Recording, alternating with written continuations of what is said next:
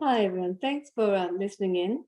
Today I'd like to talk about my journey with seeing the importance of talking to the traditional owners of different countries when you're making land art.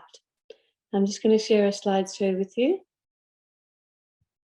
So for about the first 15 years as a land artist, I was making work that was very much relating to the ecology of the place, working with the different plants and making shapes and kind of acknowledging the land, and very much focusing on trying to help people connect with the local place.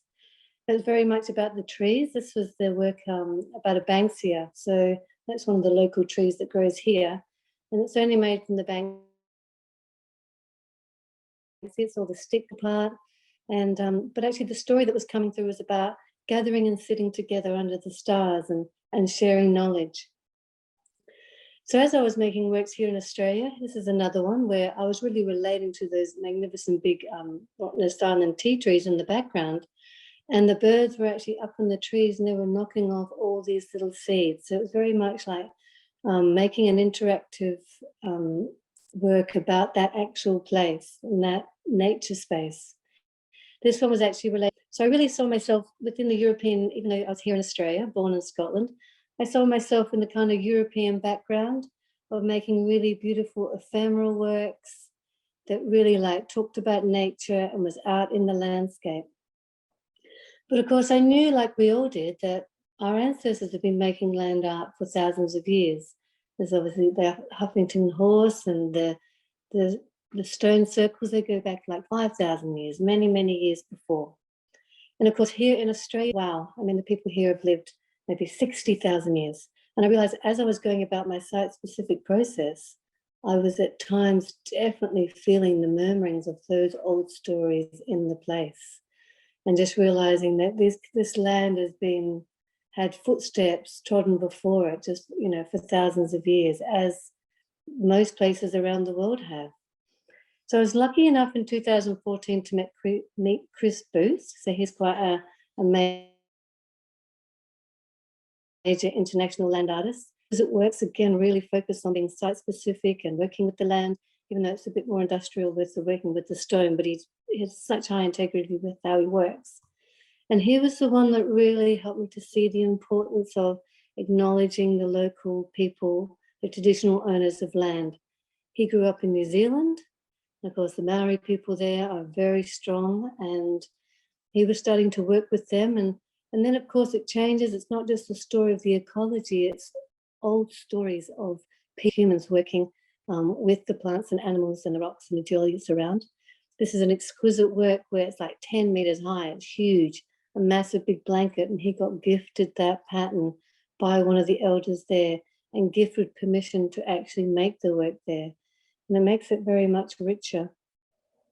It's also really important when you're working out on site that actually there could be sacred places, sacred stones. I think that was one of the biggest things with Chris Booth, was him realizing he liked stones and did what he wanted with them. He needed to actually talk with the elders and to get permission to make sure he wasn't disturbing anything.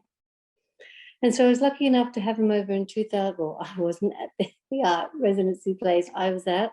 Chris Booth came over and made a work there.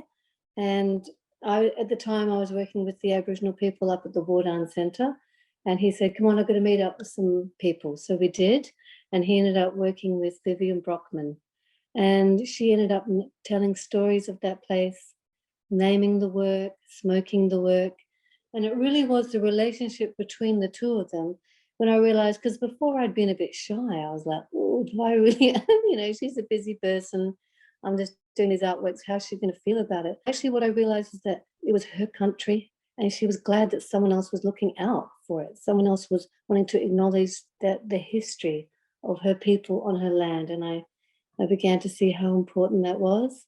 And I was actually making a work at the same time. And so I invited her down. And again, sometimes it would be stories that would be bubbling up through the site-specific process when I was sinking into that place. I wasn't 100% sure what that story was. But when she saw this work, she knew the story that was trying to come, the water about it moving in that east-west direction and the energy that also goes that way. So just another couple of quick little examples. So this is one from South Australia. again, I was going across and I was making a work that was about the geomorphology of the site, about how these ancient, or these really old rocks were actually volcanic, and showed where South Australia actually connected with Antarctica. So I went there with the idea of making that. Then I was lucky that Uncle Daryl Summer here, I'm watching over the half a dozen artists or whatever that were installing. He ended up really coming in behind my work because he could see I was trying to make connection with place. And he ended up telling me stories about his grandmothers and one of the seeds that I used in the work, how they would go out and collect them, or the aunties, and they would harvest the seed and make the damper. And it just made working with those materials just so rich and so sweet. And then what was amazing at the end was that he ended up smoking the work and naming it also. And then at the end, actually, a white guy came up and said that his aunties used to use the same seed, but they would roll it all over their pastry to make a pattern. So it was just this beautiful coming together, a deep coming together of culture and people for land. Again, this might have been a work that was about the diversity of the place, all those different seeds and plants, because WA is a diversity hotspot. But instead, it's actually about the medicinal properties of that plant. So I ended up working with, I've done a couple of really terrific books on bush medicine and bush foods.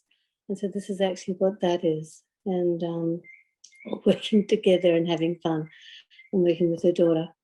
So that's the completed work there. Just really, again, want to just, I'm so thankful to these girls. These are my Dundee friends from here. And they give such a grounded perspective about this. It's Vivian, Michella, and Mabenan. Such a grounded perspective on relating to this country here. And family, it's all about family, but not just the human family, the family of the yongers and the kangaroos, the families of birds, making sure that everyone has enough water and food, everybody together. And I'm sure some of you that are lucky enough out in that you live where your ancestors have lived and maybe know a lot of these stories.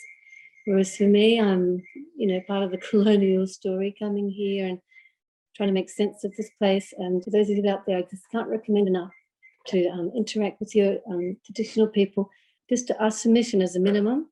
And who knows, maybe great friendships can build and deeper things can happen. Well, thanks very much for listening.